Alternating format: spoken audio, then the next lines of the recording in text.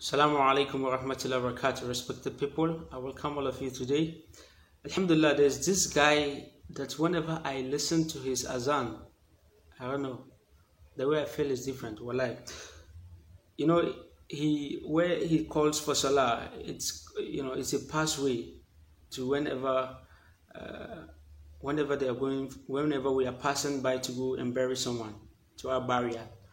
So whenever I listen to his azan, it puts me in a position like I was the one that they are carrying to the graveyard. I feel like I'm bidding a farewell to the world. Wallahi. I don't know. Maybe you have to listen to him.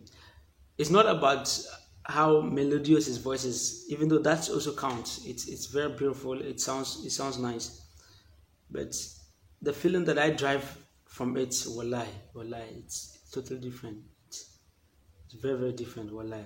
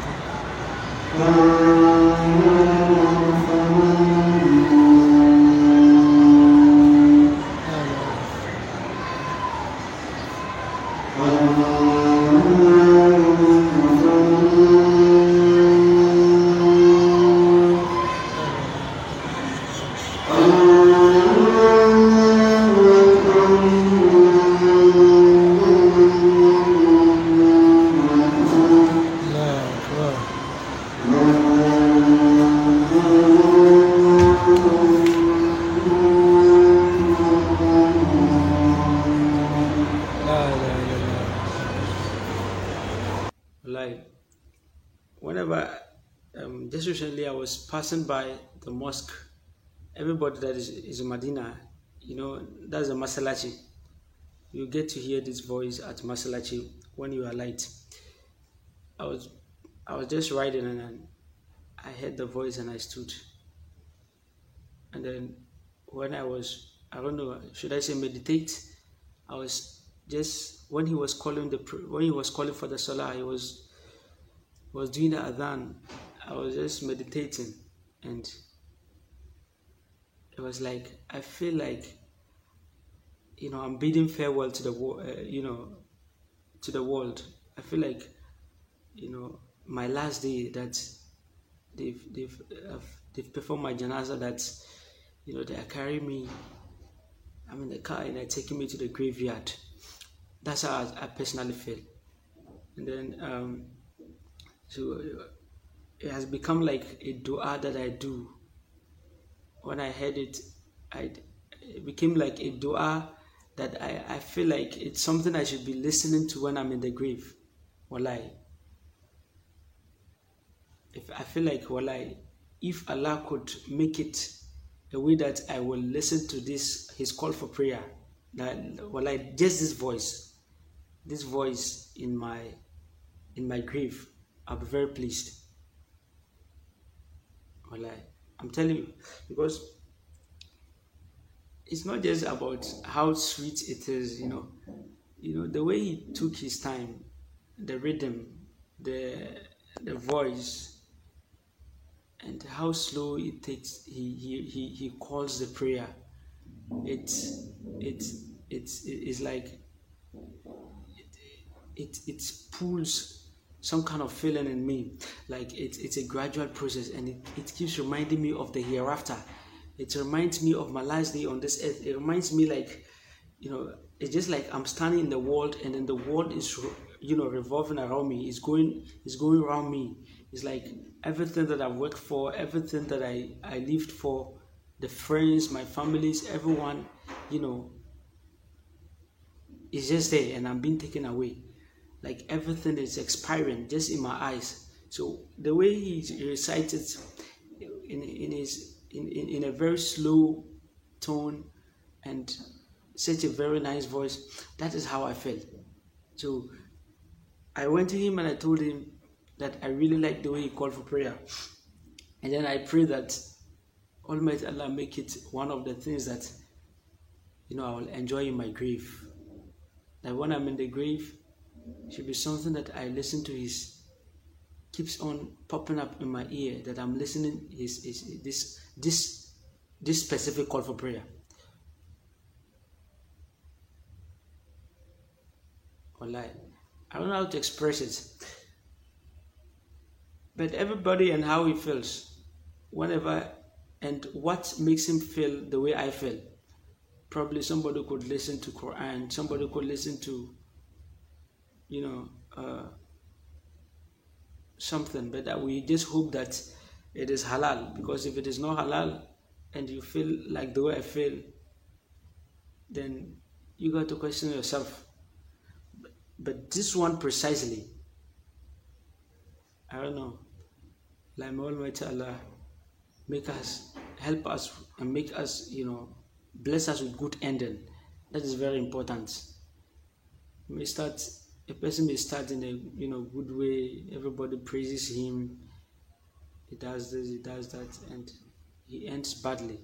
He ends disbeliever, he ends losing his faith in the deen. And that is what I pray against. So that is precisely how I feel. And this should tell you, when someone accepts Islam just because of the adhan he hears, even without knowing the meaning of what he's listening, you shouldn't be surprised, because I'm a Muslim, you understand, and Allah has made me a Muslim. Blessed, Alhamdulillah for that. And I understand the words that he recites whenever he's calling for prayer. But devoid of that, aside understanding the meaning, I don't know, Allah has made it a way that even if, to some extent, even if you don't understand the Quran, you don't understand what you are reciting, there's some kind of joy that if you put concentration, it drags, your heart, and it cools down, the heart. You understand? That is why Allah says, indeed, in the remembrance of Allah, do hearts find zikr? Do hearts find rest? That's in the dhikr, in the Quran. So, I'm a Muslim and I understand the meaning. So it shouldn't be surprising if a non-Muslim should say he just likes the way we call for, adhan. And I have a brother here who accepted Islam just less than a month, and then he accepted Islam just because of the peace he gets whenever he listens to the call for adhan. He's not a Muslim. He in fact, actually, he's practicing the deen of Islam secretly for now. His father is a very staunch Christian, wallahi. And then so we told him that he can practice the deen, in secret.